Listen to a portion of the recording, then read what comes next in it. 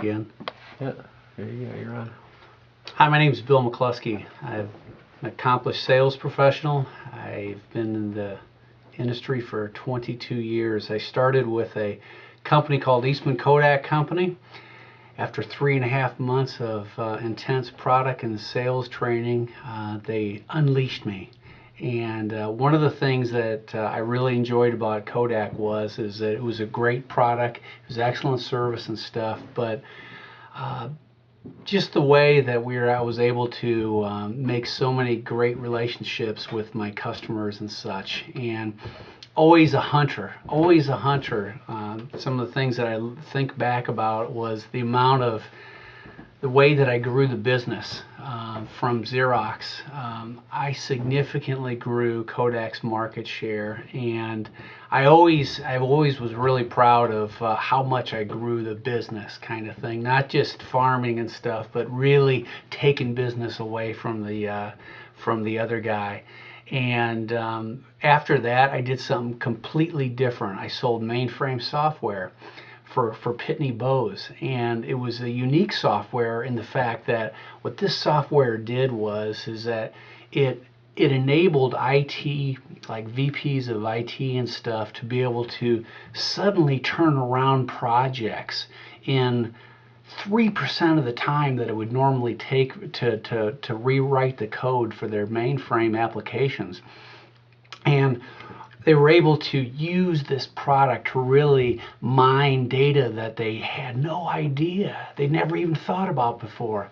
I'll give you an example. I was working with Blue Cross Blue Shield of Texas, and I looked at the guy. I said, Jim, let me ask you something.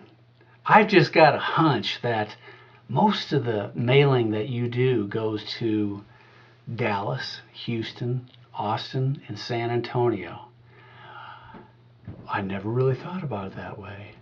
We were able to literally go in to his entire application, segment out those 4 cities, and put them all together as one print file. What that did is that it saved him $350,000 in postage costs. I mean, it was so, like, blew him away so much. He had no idea that by reorganizing the way you do your business that you could save that much money. This was something that was on an ongoing basis. It wasn't a one-time sale or one-time thing. This was like an ongoing savings for him. That was exciting. It was fun. It was something where you could do a variety of things, whether you wanted to save postage or whether you wanted to consolidate multiple letters into one envelope, or maybe you wanted to add impact to a document by adding highlight color or target marketing messages. You were able to talk to virtually every department in the company, and you had a solution that could affect it. Could affect their, the effectiveness of that company.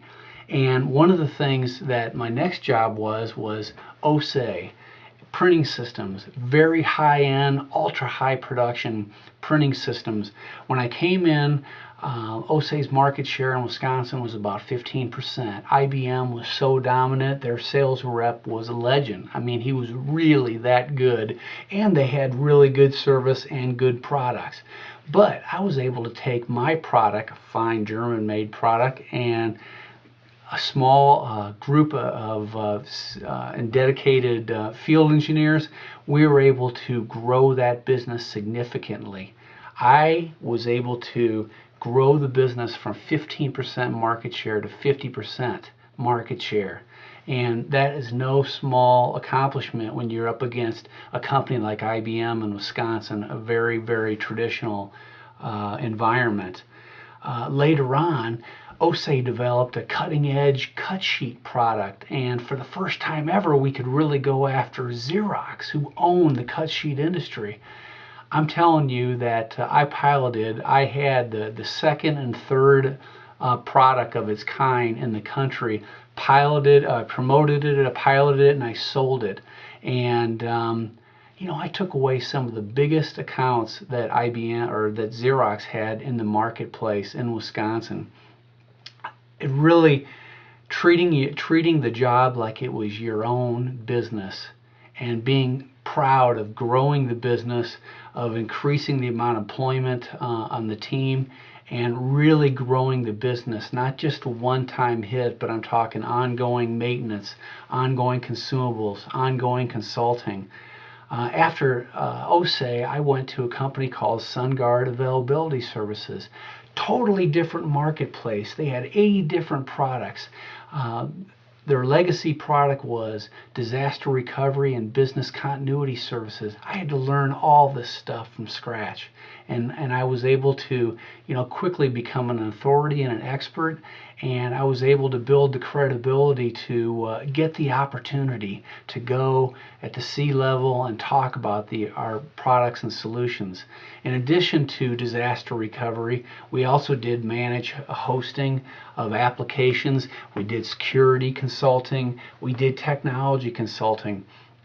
One of the things, the biggest success stories that I had at SunGuard, I was working with a $2 billion manufacturing company, and the customer had just bought $3 million worth of IBM gear and basically had an IBM disaster recovery proposal sitting on their desk. It was ready to go, and it was a real solution, something that, that the CIO knew, would work and stuff. But I called him up and I gave him this impassioned plea. I said, you got to talk to me. You got to talk to SunGuard. You owe it to yourself and you owe it to your company. And he calls back the next day and he says, you got 30 days. And we came in and we put together so much more of a comprehensive solution that the CIO just was floored when he saw how much more thoughtful our solution was. Because you see, what IBM did is they just gave a boilerplate solution. They didn't really think about the fact that, wow, this customer is vulnerable. If those people who would normally do a recovery aren't available in a disaster mode, this company is going to be out of business for days and could be fatal. And what we put together is a solution that not only wrote the whole plan for them line by line, but we put together an expert support team that could walk them through the recovery and actually do it for them if they weren't available. When the CIO saw how much more comprehensive our solution was and how much it would grow the knowledge base of his people, and the way they would give them options in the future, it was hands down a SunGuard decision. And what I've really enjoyed doing mostly in my career is having the ability to offer consultative sales to friends that are customers and prospects. It's the relationships throughout all these years that have really made the difference, and I'm hoping that I get a chance to develop the relationships with your customers as well. Thanks again for your time. Nicely done.